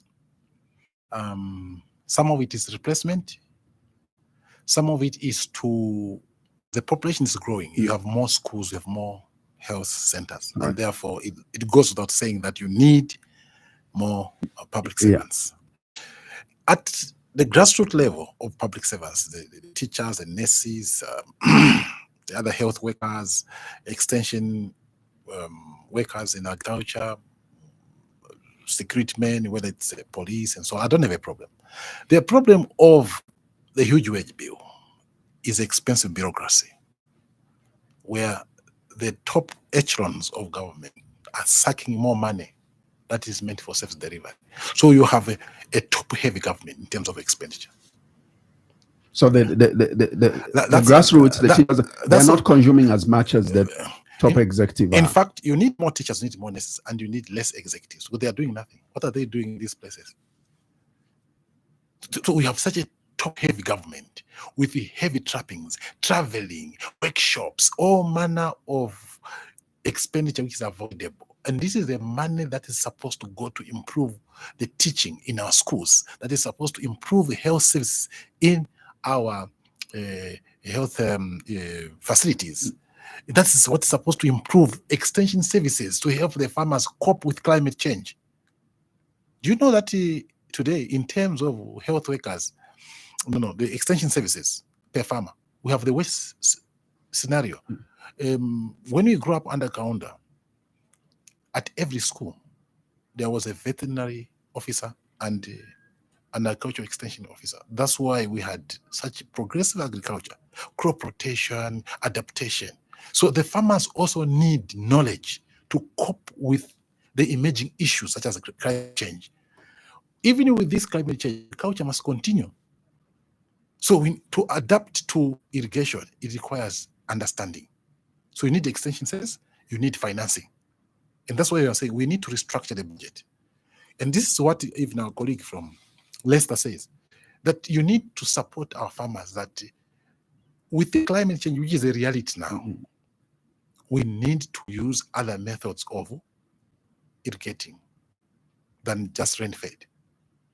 So, and the goodness of Zambia is that the water table is not even very far. And not only that, every province has a river. You can have some canals and access water. That's why this is Mamboshi Dam. Yeah. That's a great project. The irrigation around that area in Kisamba. So we need such a big project. The colleague in Ngabwe who talked about the bridge, in this place like Ngabwe, these are new farming areas where the roads by government, we don't need a tarmac for now, just a motorable gravel road, well maintained, from Kabwe into Ngabwe. Eventually tarmac, of course, because it's a huge agricultural area.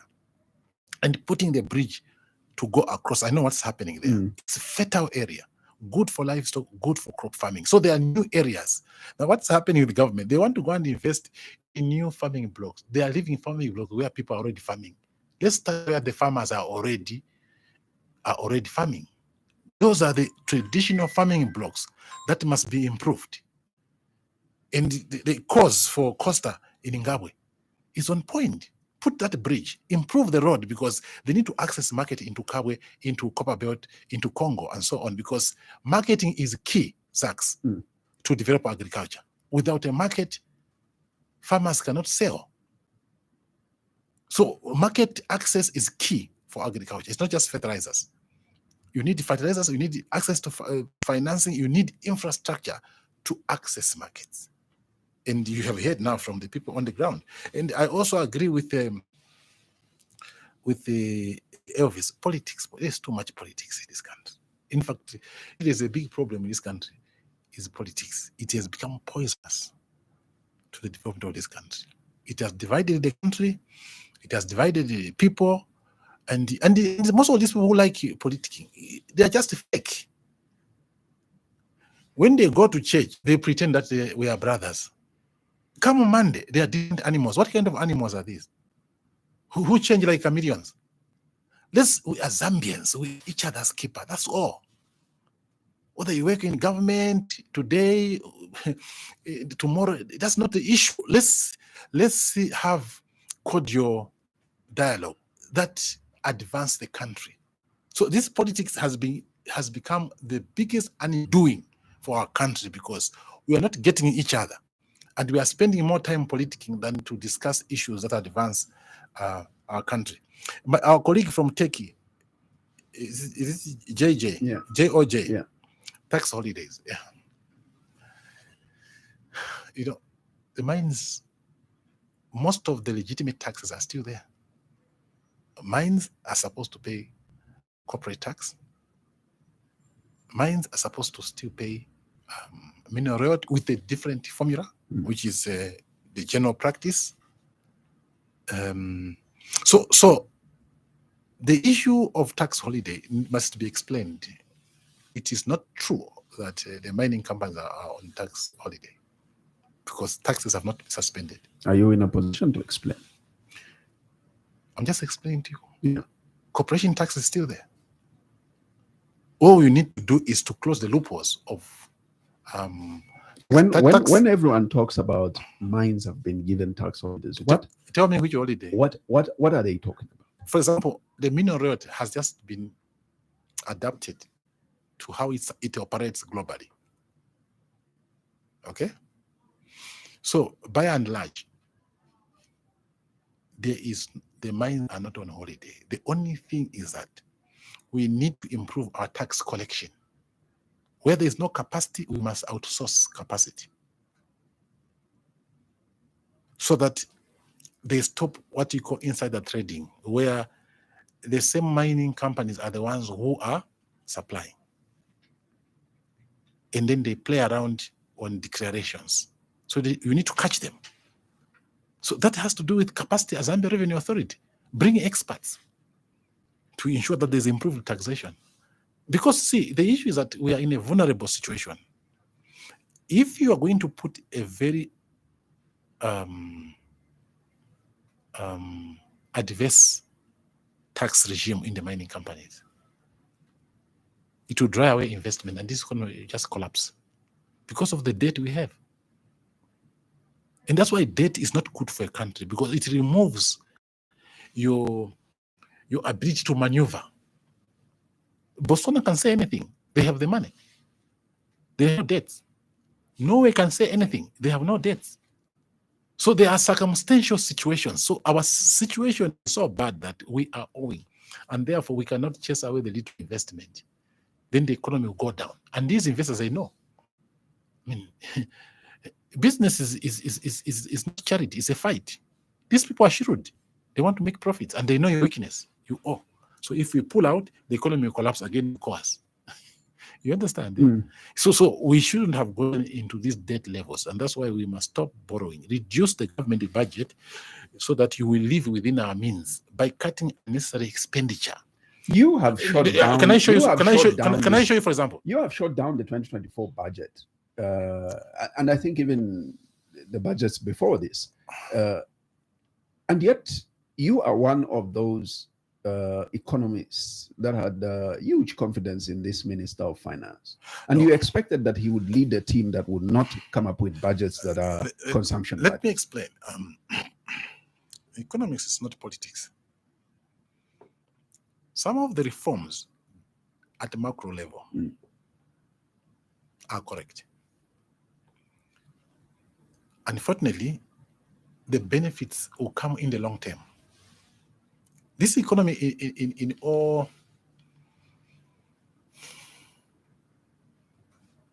measure, you can say that the recovery itself will only come mid-2025, especially in the mining sector, because of the period it takes to unlock investment. But these are not patient people. Yeah, now that's why there is something they must do in the meantime, in the short term. In the short term, the economy is not recovering. The mining sector, for example, cobalt minerals that have discovered, that big deposit, of course, that have high grade quantified. I don't want to use the word discovered because it was already there. It was already known, but they didn't quantify. They had the technology to know the size of the ore body using artificial intelligence. And they were saying that they will only start mining in 2030, 2031. Yeah. So this is a long-term horizon. You see, when the Chiluba government brought in the development agreement, is what brought the Lumwanas and all these big companies. The revival of the mines came in 2007 to 8 to 9. That upswing in copper production was wrought in the DA, the development agreements of 2000. There is a lead period. There's a gestation period for investment. So what you do today might show in the next 7 years. So we must respect long-term planning, but that's how it happens. But in the meantime, put measures for people to survive, to reach the long term. What should this government then do in the short term? Right now, the people are going through tough time. I've told you, for example, the grassroots economy is dying. So directing money to the grassroots economy. Do austerity measures from the top so that people can share. There are now austerity measures happening in government. The traveling, the allowances, the all manner of trappings are still there while the people are suffering. So direct the resources to ameliorate the suffering while we are waiting for the long-term solution. The economy is not recovering this year, forget. Because the biggest recovery normally comes from the mining sector. Mopani, the little hope, although I don't agree with the 49-50%, the government should have gone for a 50-50% so that we have equal control of Mopani. However, there is an anticipated investor who is coming. KCM is the problem because we allowed Vendetta to abuse the mine over the years. If there's one bad decision we made was that one, to bring that investor. We needed to do due diligence on the investors. And we allowed them to reach a point where the asset was damaged. And we hope that they can be supported to have production starting. Because what we need now is production. Production must begin. How will they be supported? It's tough. According to the reports, not through taxpayers' money, no? No. According to the reports, their total debt is about $4 billion. So they've used the asset to leverage on financing. That's why these mines must be checked. They must not use our assets to leverage to do other things elsewhere. So it's such a big problem. And now they want to sell equity, some shares, the 80%, some of the 80% too, so that they can raise the money. At the same time, who wants to buy shares in a company that is heavily indebted? So KCM is still a big headache. But then for the new companies, for the new mining projects, government must do everything to expedite, investment. Whether it's cobalt, why are you talking about 20? If you said you have discovered minerals, what are you waiting for 2031? Are you using the asset to speculate? you have discovered, can we have the mine opening by next year? Even this year, because the vein is already seen. The anomaly for that copper was already known. It was a question of how big was the quantity and the quality. That's what they have done using artificial intelligence. Now they have known. How long does it take to mobilize? Mining happens through mining contractors. So why can't Cobalt quickly put what it takes through advanced mining contractors to come on board, and we increase the production? And if we did that, is it us to push them to do that? Yes. We must respect their business timeline implementation. In our licensing, there must be timelines. In our licensing. These are some of the issues we must put in our licensing. Do you know what happens in a license? When you are given an exploration license, you are given the years in which you must explore. If not, it expires. When you get, and I know this because I've done some project for some people, because I also do consultants. Even now I'm consulting for one company in mining, because I was involved in one mine, so I quickly learned. Even a mining license, once you go through the processes and get the mining license, there are timelines. If you don't invest within a particular timeline, it must expire. What if someone discovers, I say, I will mine in 2050? We can just sit like that. Next time I'll come here, I'll show you the addendum license or exploration license. The addendum, the accompanying document behind the license, it stipulates, including timelines. There is no license which is in perpetuity. And therefore, these are the issues, the issues we must deal with. It doesn't require money, isn't it? Yeah. Otherwise, it will be tough, Zach. It will be tough for people. It will be tough for our people. And I've told you already, the grassroots economy is dying. Government should begin cash for work. I'm going to be writing this concept. And very soon I'll go on live streaming to explain what I mean by cash for work. Let CDF be cash for work. Can we put a moratorium on these projects and put the money in the people's pockets? The grassroots economy is dying. So the people can have access to cash to buy food, because food now be accessed through the shops because people have not grown anything. Okay? So in the short term, put measures to make life bearable in the short term so that people can manage to wait for the long term when things will be unlocked. And even the longer term should be as much as possible, Zach, be shortened. Surely, with all these mining pledges we have seen, investment pledges, if we timelines, the economy by and large should be able to start recovering by the last quarter of this year. Into next year, we can have an economy that is really, rising. By mid next year, the economy should be recovering. You cannot allow investors to hold the papers and be flying in mining conferences that they have an asset so much, and yet they want to invest when they want. Let the mining license expire if that's the case, or they must sell it to somebody who can invest, because you can transfer a mining license. If you're not ready, make money. That license from Ingomba, I can tell you, with the discovery they have made, they can sell it for billions. Those billionaires have become multi-billionaires again through our asset, by leveraging, by speculating. But we don't want speculation. We want production. People want jobs. Indeed. We want value. We want increased exports to support the kwacha.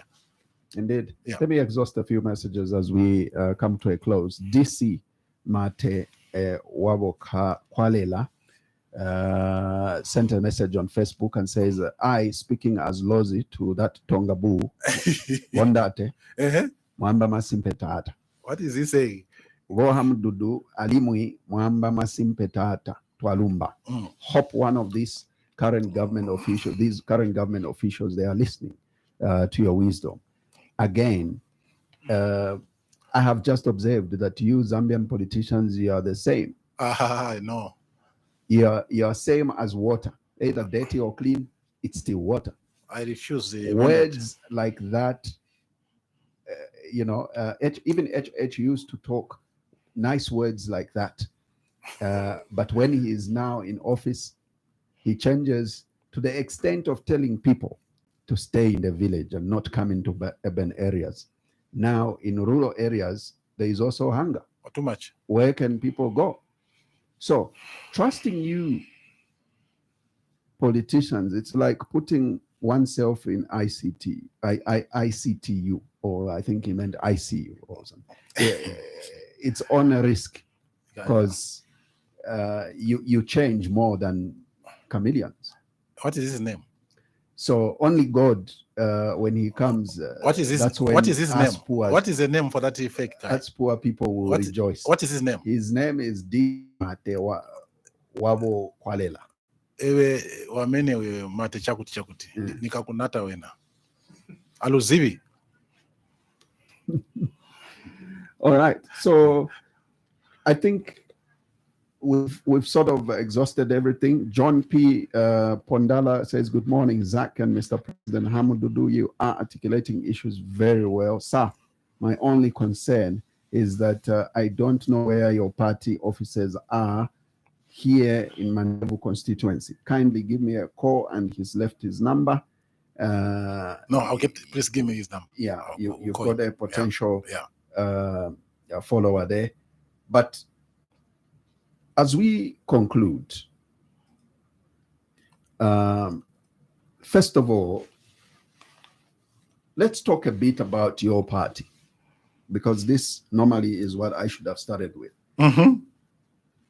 Party for National Unity and Progress is a political opposition party, and there are opposition political parties that have come together in an alliance called UKA, United Kwacha Alliance. The big question is, are you part of that alliance? If not, does that mean that come 2026, you are also participating in elections? We saw you participated in 2021 and did extremely well. If you are participating in the 2026 election, are you getting into an alliance with any political party, or you are going it alone? And what would be your appeal to the Zambians? Yes. First of all, we wish any Zambian who come together all the best. We wish UKA all the best. We're not part of it. Why not? Wish Were you invited? All the best. I know you're going to bring this question. Was an arm extended? First of all, Mm. alliances are in many forms. When I came to Parliament in 2006, I came to Parliament through an alliance called United Democratic Alliance. UDA. I remember. It was just that political party, and UPND was a member, UNIP was a member, FDD was a member, and we stood on UDA, not on our respective parties. The alliances that are formed towards making a merger, the alliances that are formed as electoral pact. Right. And there are also times to alliances. If you asked me, is that this is not the season for alliances yet. Okay? Mm. But I mean, from our perspective, because when you're in an alliance, you decide if you're a smaller party, you stop growing. That's the downside of it. But I think Zambians must be encouraged, whoever, to, if they can work together, it's good. In fact, my view, and the strong view, is that we must have less and less presidential candidates. And as a principle, I believe in that. So if we are going in the alliances where there will be many alliances, the ruling party is an alliance. We have the alliance, UKA. Who knows, there could be a third alliance. Mm. So elections are still very far. And people continue to talk to each other. Your political party has a seat in parliament. Yeah. Do you have plans of increasing seats in parliament, or indeed at government level? Because you haven't participated in the recent by-elections. Let me tell you now, Zach. Let me tell you, Zach, now. It's okay, I'm not talking, I appreciate it. Yeah, but I'm not new in politics, sir. I know that. I was a member of parliament for 10 years. Before that, I was already a politician. Before UPND had an MP. You understand? Yeah. Even when we were supporting UPND as an idea that time. And then I was privileged along the way to be member of parliament on something I supported before it had a single councillor. Okay?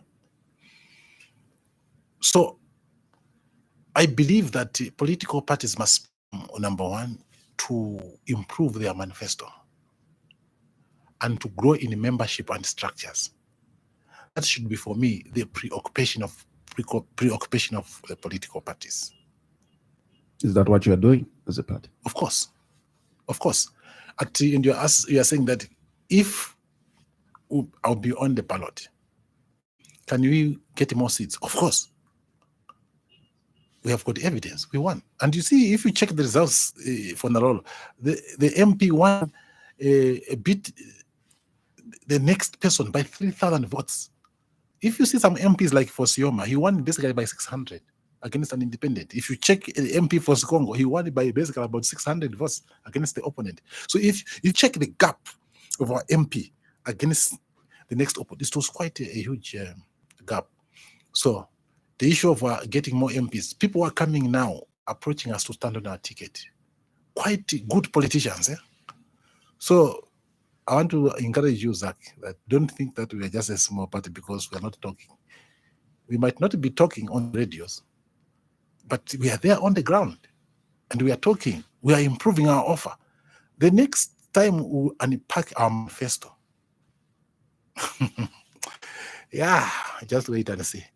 The next time we unpack the manifesto, the alternative program, because a political party must offer an alternative program, the structure of government. And very soon you will hear our alternative budget. Look forward to that. Look forward to that. Zambians must be voting for an offer. Not how much money, not how much you are talking, not how much you're active. You can be active for nothing.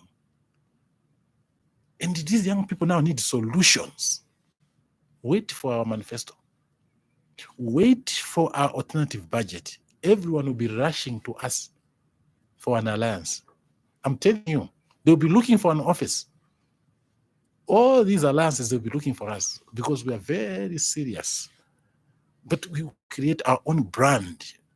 We want to grow and offer Zambians something that meets their aspirations.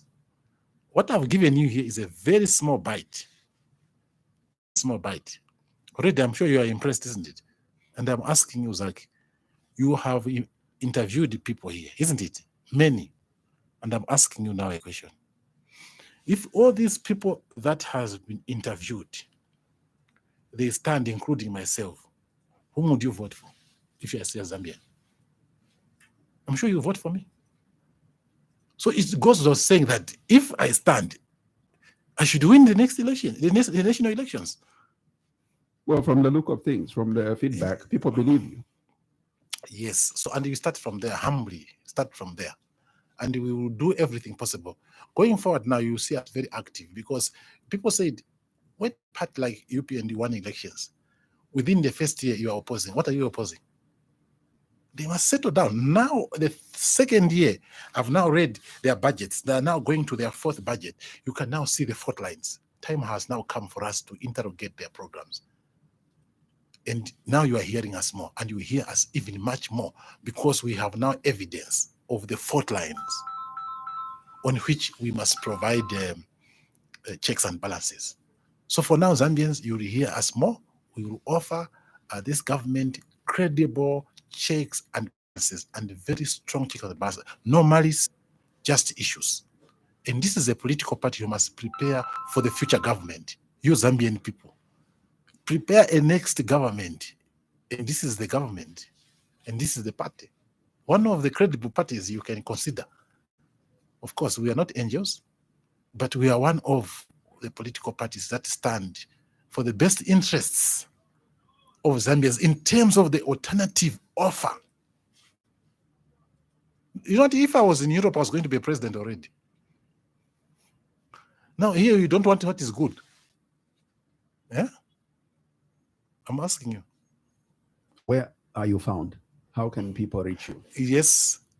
Gibbs, do you know our number in your head? Okay, I'll post the number on my Facebook page. Yeah. And very soon the party page will be operational. And therefore, those who want to reach to us, you can always follow us. Our office is in Ibex Hill, just near Chibero Primary, off Lake Road. Right. After Hilltop, if you're coming from Kablonga, you turn to your right, and then the first turn Joka Pirikisha, and the second turn to your left, just near Chibero Primary along Lake Road. So I'll give you the details on my Facebook page, and also soon to be launched. What's your Facebook page? Facebook page? Yes. Highvie Hamududu. Hive H Hamududu. You get, but you wouldn't know my Facebook page. Well, it's for people are calling me. People are calling me from Australia. For the listener who may not. I know your page. Zach, you are jealous of me. Let me tell you, my Facebook page is global. So you don't. I know it, but I know that I'm asking it for. I know, of course, yeah. I know. Who may not really. I'm just putting you. But look, keep shining, is all I can say. Yeah. And it was a pleasure hosting you, like always. Yeah. And we sure hope that we will host you soon, because obviously economic strides keep happening, and good or bad. Yes. But your concluding remarks. Yeah. All I can say is that Zambia is going through a difficult time, exacerbated by the drought, unprecedented drought. For our colleagues in government and us who are outside government in opposition, time has come to talk to each other, not at each other, and reduce politics and begin to discuss low-hanging fruits. There are things that can be done even under difficulties to make the lives of our people bearable as we look forward to long-term solutions. Otherwise, I wish you all the best. Thank you very much. And by the way, we are turning 20 years. 20 years of broadcasting. Keep it up. Wow. Thanks to the MMD who opened the airwaves. Actually, it's the current vice president who gave us the license. Honorable Narumango, when she was Minister of Information. Wow. The government of MMD. Indeed. Yeah. The license is not given by a minister, it's given by a government, the government policy. Of MMD. Yeah, the policy of the MMD. Through Honorable Narumango. Yes. Indeed. Keep it up. Thanks for coming. Thank you. Indeed. Well, listeners, that's what we had for you today on our Burning Issue Thursday edition. We will be back next week at the same time, but do make sure that you listen to us again with the Tuesday edition next Tuesday. And thank you to partner radio stations who carried this program live on their platform. And I must state that this program repeats tonight at 22 hours. For those that missed it, you can tune in and listen to the program. Yeah. From us all, it's goodbye, and of course, take care of yourselves and more so of each other. Bye-bye. Thank you.